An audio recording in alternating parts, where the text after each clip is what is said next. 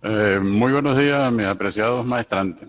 Continuando con las actividades académicas, hoy vamos justamente a hablar o a realizar la tercera clase que está inmersa en el programa y vamos a empezar a hablar de la demografía.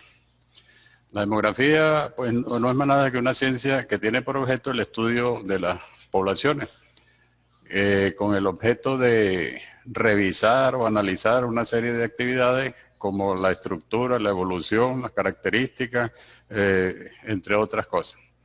Cuando hablamos de geopolítica, o sea, nos estamos refiriendo a la parte fundamental del Estado para en este momento generar lo que llamamos o lo que llama el Estado las políticas sociales, las políticas de Estado. A través de esta alternativa que terminamos de hablar, cuando nos referimos a las dimensiones, el Estado está en la obligación, y así lo es, y así lo hace, y así lo cumple, de tener las estadísticas de todo tipo de vista, desde el punto de vista de sexo, desde el punto de vista de edad, desde el punto de vista de salud, desde el punto de vista de habitabilidad, desde el punto de vista, en fin, de todos los aspectos, y a través de estas estadísticas es que el Estado proporciona o facilita las políticas sociales inmersas en nuestra Constitución. El, en este aspecto, podemos decir que el objeto fundamental de la geopolítica, pues, como lo dije inicialmente, es la población humana, y que las fuentes de la geopolítica, pues, están inmersas en los censos de población, en las encuestas, en los registros de hechos democráticos y en las estadísticas demográficas. Un ejemplo palpable lo tenemos en este momento en las estadísticas demográficas, en las estadísticas de aquella cantidad de venezolanos que emigró de Venezuela a otras latitudes, buscando, pues, no vamos a analizar el fondo de la migración, pero sí es parte de esta demografía. Y esta estadística, pues, las mantiene el Estado en función de buscarle las soluciones pertinentes al caso. Cuando hablamos de demografía, pues vemos que tenemos una demografía estática y una demografía dinámica. La estática es cuando se hace un estudio de una población en un momento de tiempo determinado. Y la dinámica es la parte de la demografía que analiza la misma población desde el punto de vista de lo que hablamos inicialmente, desde el punto de vista de los factores, como la edad, el sexo, la salud, la vivienda, entre otras. Y de esta manera es que nosotros podemos ver la importancia que tiene la demografía en función del Estado. Hay otro punto importantísimo que vimos que está en la parte programática, como es el medio físico y nosotros. Eh, en este aspecto, es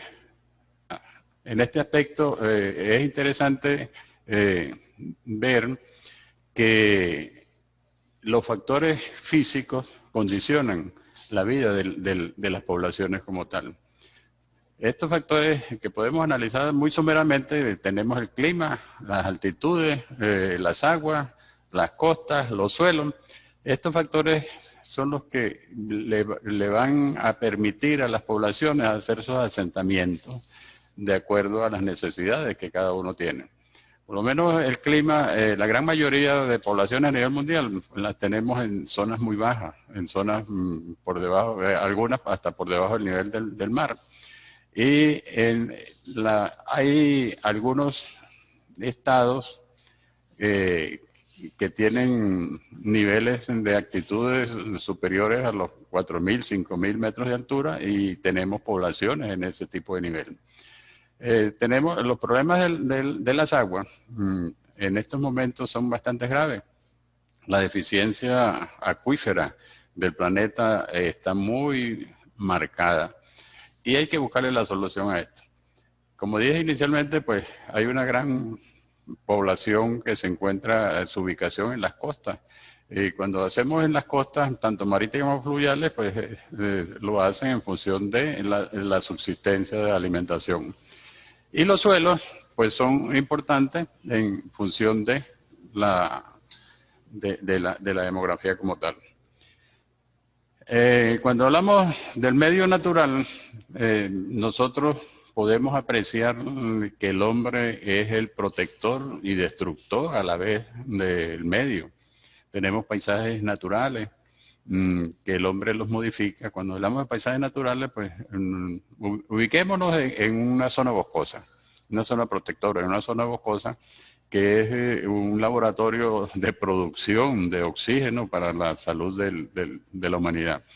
El hombre lo interviene, hace las deforestaciones, empieza la destrucción del ambiente, siembra sus bienes agrícolas y posteriormente, al final, después de que vamos sacando o que las plantas sembradas van extrayendo los nutrientes del suelo y a veces no se los devolvemos, vamos a obtener suelos bastante áridos, bastante despoblados. Y de esta manera esto va a influir en lo primero que hablamos inicialmente, en el clima.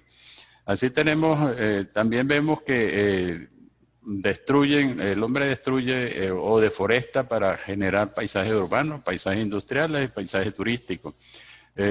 Cuando hablamos de urbanismo, podemos observar que el hombre se dedica, generalmente el ingeniero civil se dedica al concreto y se olvida de la planta.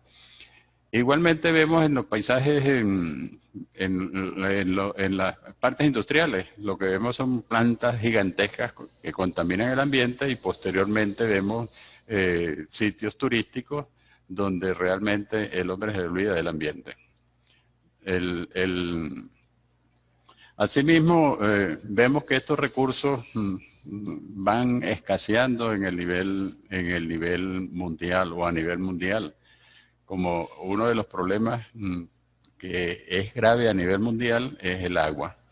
Los suelos van haciéndose más infértiles y más escasos por cuanto la deforestación son sumamente grandes y el aumento de población es geométrico, aumenta demasiado y se nos está quedando muy pequeño el espacio físico, el espacio terrestre para el crecimiento poblacional.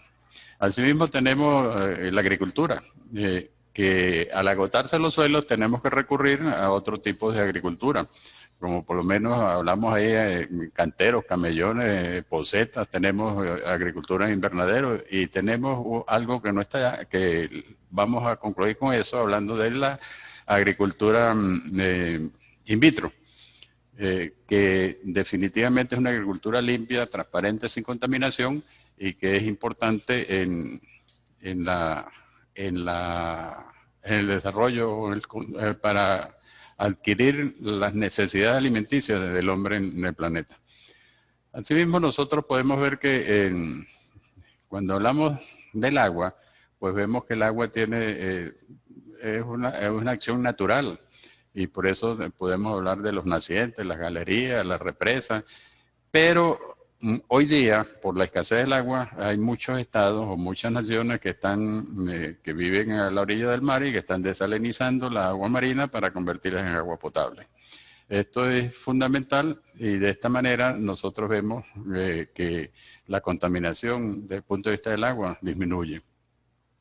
En cuanto a los problemas ambientales, pues tenemos sobreprotección del agua, tenemos o mal uso de la misma y escasez de ella para el consumo humano. En cuanto a los cambios climáticos, pues podemos observar cómo las empresas, sin ningún miramiento al control de los gases tóxicos, los emiten hacia la atmósfera y esto contamina. Más adelante podemos... o ustedes pudiesen revisar lo que es el ciclo de contaminación del ozono y del mismo oxígeno.